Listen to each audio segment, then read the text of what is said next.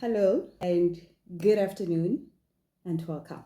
We previously spoke about this issue of masturbation and having sex, ordinary normal sex, and how does it affect us. Today I would love us to engage, share about how does masturbation affect us? How does having sex, whether prematurely, because we say prematurely because we talk of people who are not yet married. How does sex affect you even if you're still married? Even if you're still doing sex with your partner, whom you believe is your wife, whom you believe is your husband. Now, you would ask yourself, I spoke about masturbation affecting you negatively. Today, I would love you to listen to me carefully. And probably and possibly you will definitely relate to my message. Remember, this message that I'm going to share with you is it's an experience. It can be my experience coupled with other people's experiences, right? Number one, I'm not a spiritual guru, but I'm going to share from my own revelations. I know other people can or might have the same or similar. As Black African person, you know how our culture, the historical landscape of our culture, our tradition. Now comes our religion. You know our forefathers had their own ways of worship. Some of us, our religion way of worship has been passed down. It has been traditionally passed down from our forefathers, from our parents. It's only of recent where you see as we begin to have more freedom, more knowledge when it comes to the things of the spirit, and then you decide what or which way to go. However, in the past, our forefathers had their own ways of worship. You believe it or you don't believe. Most of people are still battling, even up to today, are still battling with the issues of their past experience, their forefathers' iniquities, their forefathers of ways of living, ways of worship. Today, you have your own way of worship.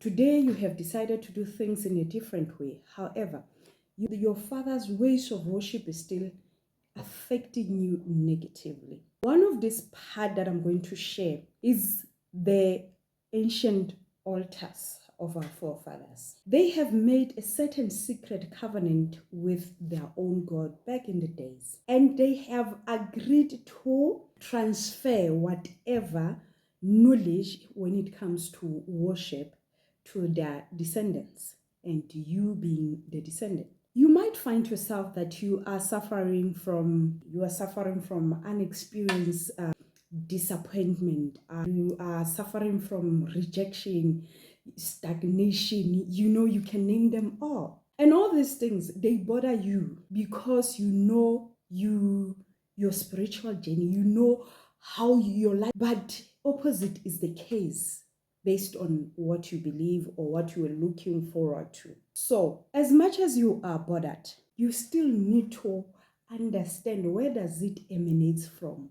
Where does this situation, where does this challenge emanate from? It's not totally based on what you did. It is like almost 80% of our problems emanates from our forefathers, emanates from what our parents did, what our forefathers did. There are secret covenants that they made with ancient gods. One of that one is, like I said, ancient altars that bury certain secret covenants, and how they transfer the misfortune, distractions, the hating and stuff to this where you and we are. We suffering from what our aunties, our parents have gone through. And you're trying to figure out, why does it seem to be like what I'm going through? My aunt went through it. My granny went through it. Are you going to accept that this is what your forefathers went through? So when you do masturbate, you are feeding on that altar. What altar? The altar that your forefathers made, which is the bloodline altar. Yes, because it is a bloodline covenant. The only way the bloodline covenant can orchestrate the trauma, the past experience traumas, the past experience hurt and failure and stagnation, it can only be they need your blood. And we're not talking about the sexual blood that you see here when you bleed or when you are bleeding. We're talking of the one of, which is, they call it spiritually, the Siemens, they call them force of life. And we say that is your creativity energy. So they demand that for them to begin to, you understand? But to someone whom is separated from those ancient altars, they can still masturbate and life still continues.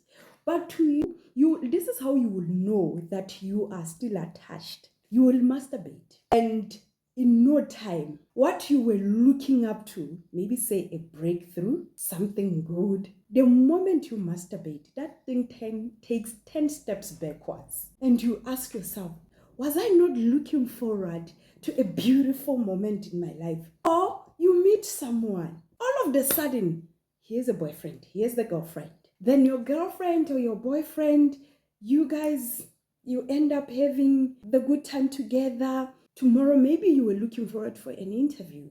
Maybe you were looking forward to a project or a job or a certain breakthrough in your life.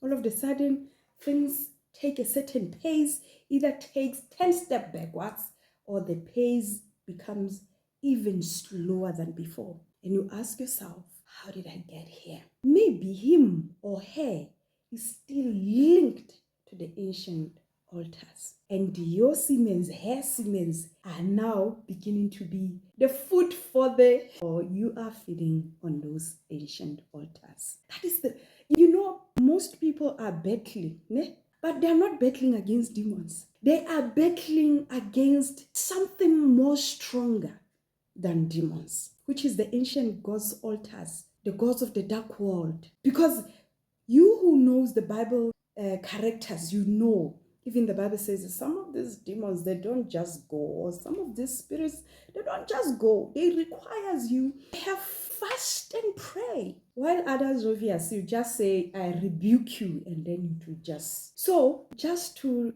encourage you or advise you, whenever you see yourself after having sex and you see your life takes 10 steps backwards, or all of a sudden comes a boyfriend from nowhere, comes this other boyfriend or this girlfriend who somehow it looks like things, but then the end, it's sorrowful. Now you ask yourself, was I not thinking this is the person for me? Just know, either you, but mostly you are still linked to that. And that person was used as a tool to take you back. Now, I'm going to talk about the second part. I said the second part is where you see yourself in churches. When you're in these churches, then oftentimes all of a sudden you start having dreams of a spiritual husband, a spiritual wife. And you ask yourself, what really brought that? You later discover that they will tell you maybe it's because you are busy living a sinful life. No. They don't tell you the truth. Number one, most of those churches, they mask behind the Bible, but they are from the secret dark world, right? They have secret covenants in the dark world. They are invoking spirits. They are consulting spirits. And the only way you are going to see that is when they start manipulating you.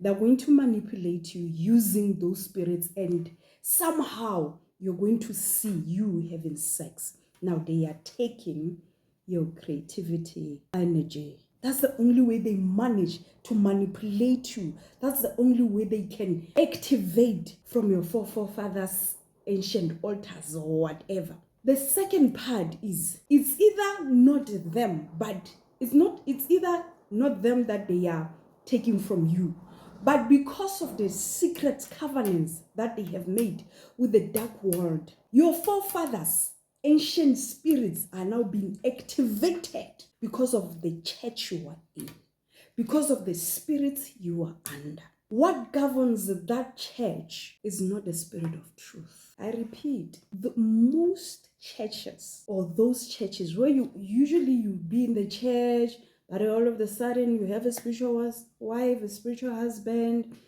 How? Why? I'm not doing the hanky-panky stuff. Why all of a sudden I start having these things? Let me tell you, Todipedi, two things are involved, and it could only mean one out of that two. Either them are taken from you, or your forefathers' secret covenants are being activated because of the dark spirits in that churches. They were, or they are invoking the spirits, they are consulting the spirits, the same spirits of your forefathers, of the ancient gods, the gods of the dark world. And one thing you need to understand, only truth can liberate us. They have sold us something that look like, while they are busy taking from us, while they are busy diverting, hijacking ourselves in the spirit. Now, most of these churches or these things, when they happen, oftentimes you start being confused. You start not understanding who you are. You start realizing, instead of you growing spiritually, you're oftentimes having this burdened heart. You are always weary. You are always striving, because the spirit there is not the spirit of truth liberates. The spirit of truth gives clarity. So if you are in confusion, wherever you are, you should just know they have hijacked you. There are forces of dark world that are working as a hitchhikers to hijack your destiny, yourself, so that you are misaligned with your destiny. I repeat, most of us, we are or we were hijacked spiritually and misaligned with the provisions and opportunities on divine timing. It's either, some of you see yourself, it's either you have an opportunity without a provision, you have provision, there's no opportunity, and you end up asking yourself, what is going on? And you pray for this today, tomorrow you pray for that. It shouldn't be the lifestyle of a believer. It shouldn't be. So those are the symptoms that you will know that I am not at the right place. I am still connected to the ancient altars of my forefathers. If only you don't believe in the deception spirit and manipulation spirit that has like it's God somehow, somewhere, and are orchestrating this desperation so that you remain where you are. You keep praying, you keep. I hope you understand, and I hope I made it clear to you why are we being affected by just a mere sex. Now we'll be telling you are doing a sin. Okay, let's say you are married, but after you get married to the man or the woman you are married to, instead of your life improving, your life it's been in shambles, it's in shadows. What is happening? Tell me, then what is the problem? You agree you are married, you are now doing sex legally, as they say. But why now your life is still in shambles? Or why now your life is still full of these shadows? Simply because your Siemens are still feeding on somewhere, because somehow you might find yourself getting married to somebody who's still attached and linked to those altars. And maybe when you don't know. But those are the signs, and you cannot hate on this person. He or she is innocent as you are. I hope I made it clear. Next time, we are going to discuss the clash of the bloodline altars. How does it affect us? For now, stay tuned till that time. Still love you.